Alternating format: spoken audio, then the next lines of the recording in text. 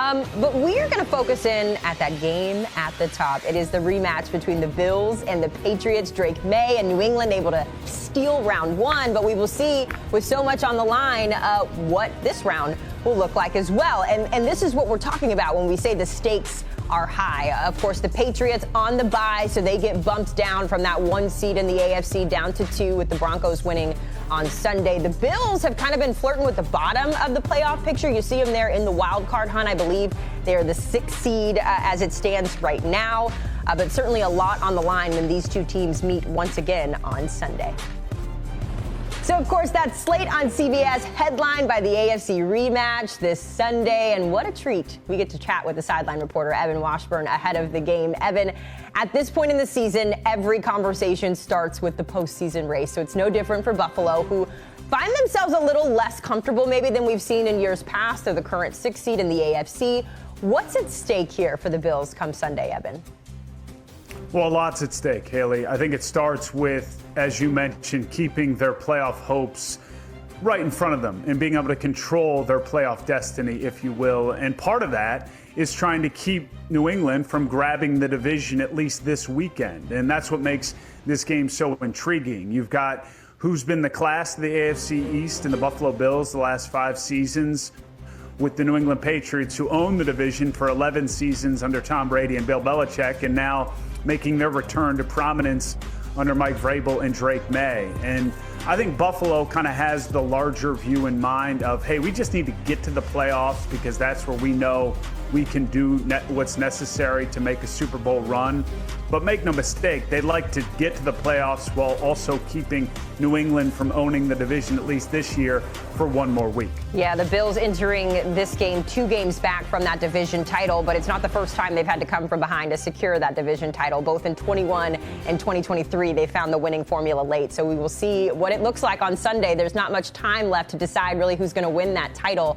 As for the Patriots, Evan, you got the Broncos. I mentioned it. They're back in the driver's seat for that number 1 overall seed.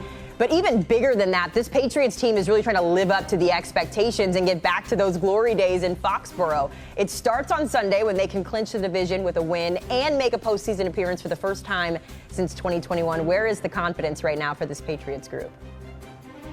I think internally they're extremely confident, but it's funny you mention expectations. I'll speak for myself. I didn't see this coming. I thought they'd be improved in year 1 under Mike Vrabel. I thought Drake Maye would make progress under the direction of Josh McDaniels running that offense, but by no means did I see 11-2. And our crew was there the last time they lost to the Pittsburgh Steelers in week 3, and they looked like a young, inexperienced team. They turned the ball over 5 times in that game, but since then, they've just figured out a formula to winning, and it's consistency.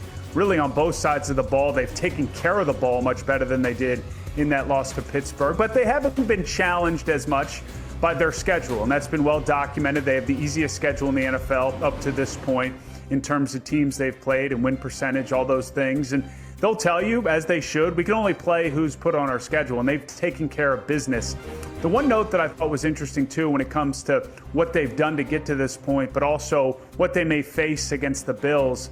Haley, they haven't trailed in the second half of a game since week 5 when they did beat the Bills in Buffalo, which was really that moment for all of us to go, oh, wow, New England might be a little bit different. They may be able to do this in year 1 under Vrabel, but they haven't really been challenged in those critical moments late in the game. So if that comes up on Sunday, I'm curious to see how they respond. Yeah, it is interesting because you got to take the good with also the facts. The facts are this Patriots team has won the games on their schedule, but the facts also are that schedule has maybe not been as tough as some of these other teams. Either way, Evan, I thought this was fun. They can make it 3 straight wins over Buffalo if they win on Sunday because they won earlier this year and then going back to last season. So it is hard. It's hard also to not be confident when you've got Drake Maye behind center. And I believe as well we've got his statistics from this year comparing to Josh Allen last year. But when you look at what this kid has been able to do, Evan, he leads the league in completion percentage. He's 2nd in yards per attempt, yards per game, as well as his passer rating. And when you look at the numbers between last year's MVP and Josh Allen and this year's, dare I say, front runner in Drake Maye, it makes for a strong case for MVP, Evan. No doubt. I think the May campaign committee would really appreciate your pitch there for his MVP candidacy, and he's well deserving of it. I think what's impressed me most has been the efficiency in which he's played the position. And that's something that Mike Vrabel looks for from that position. And maybe most importantly, Josh McDaniels, all those years helping Tom Brady do what he did, you're seeing some of that impact on Drake Maye, putting him in the right position, and Maye's ability to take on what is a immense responsibility in leading this offense. It's complex, it's challenging, it asks a lot of the quarterback, and he's been up to the task. At no point this season has he felt rushed under center. He's been decisive, he's been accurate, again, going back to the completion percentage, and you remove that Pittsburgh game, he's really taking care of the ball. They haven't played bad football in New England. They haven't beaten themselves. They've allowed themselves to be in a position to beat the team that makes the mistakes in those critical moments, and that starts with the quarterback position and how he's played. All that said, the MVP conversation as a whole, in my mind, probably starts with Matthew Stafford.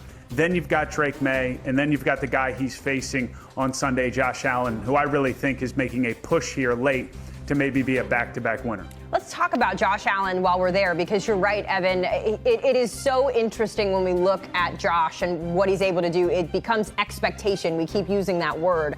What have you thought of Josh Allen this year as a quarterback, as an MVP conversationalist here? What have you thought? I've thought that he has put the Superman cape on more than any other quarterback in the NFL, and it's led his team to a position to make a run here at a elusive Super Bowl for that Buffalo organization. And for Josh Allen, he hasn't been able to get to that game. And all you have to do is go back to last week against Cincinnati in those critical moments, the fourth down play to Khalil Shakir. I mean, it's crazy, but he's made that throw before. And for most quarterbacks, that would be 1A on their highlight reel for their career. And Josh Allen's done it multiple times. I think that's what impresses me, is that he recognizes, usually in the second half, they lead the NFL, by the way, in point differential in the second half. And that's in large part due to Josh Allen recognizing, wow, our defense can't stop the run right now. They're letting up points. We've got to go do it. And by we, it often starts with Josh Allen. Now, he's had a really strong running game this year. James Cook's been fantastic. And at times, there's been people around him. I know we'll get to this in terms of the supporting cast to make those big plays. Credit Khalil Shakir for making a great catch on that play against Cincinnati. But I feel like Josh Allen's been asked to do the most of all the quarterbacks and has actually put his team in a position here in Week 15 to still accomplish everything they want to accomplish this season. I think if you put Josh Allen in that snow game on Sunday on a poster and the 50-yard run that he ran, like that's his campaign there. So I'll campaign. That's the thing. There's plays from that game that would fill up a quality quarterback's career highlight reel, and those plays might not make it onto the top 5 for Josh Allen when it's all said and done. It's crazy. And you mentioned it. We're going to talk about it. The fact that this is, the third year in a row where we talk about Josh Allen having to put that Super Bowl cape on because he doesn't really have any support around him. In fact, last year, it's ironic that one of the reasons why he was able to win MVP was because he did what he did with a cast of characters that maybe didn't support him the way he deserves to be supported. Why has this year, Josh, with the guys, Evan, with the guys around Josh, why has this year, I guess, felt a little harder for Josh to make that same magic dealing with these guys, Khalil Shakir, Dalton Kincaid, Keon Coleman, and some of those other pass catchers in Buffalo? Well, first of all, you can mistake me for Josh Allen anytime you want. I'll take that as an immense compliment for all the reasons we just laid out. And I'm so glad you asked this question because it has been a hot button topic in and around the Buffalo Bills. I think two things come to mind. One, James Cook, as we touched on, has played at an all-pro level. He might, at the end of the year, be able to supplant Jonathan Taylor as the lead rusher in the NFL. So that's been a big layer to this offense they didn't have a year ago, and is a big part of maybe working against that idea that Josh Allen has had to do more with less this year than he did a season ago when he won the MVP.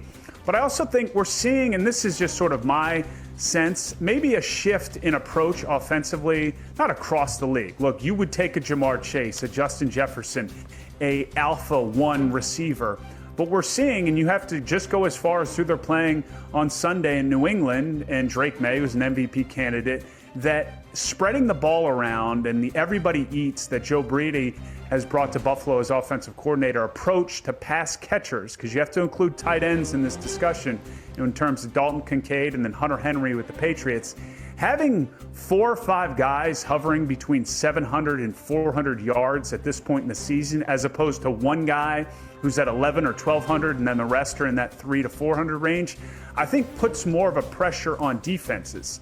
The counter to that, and this is where maybe Buffalo fans find frustration, you have to have the guy in that gotta have it moment. And I do think Buffalo's starting to feel like they have that in Kincaid and then in Shakir because he's done it. So I think there's a larger conversation there, but I think specific to your point about Josh Allen and what's different this season in terms of his MVP campaign, it's James Cook.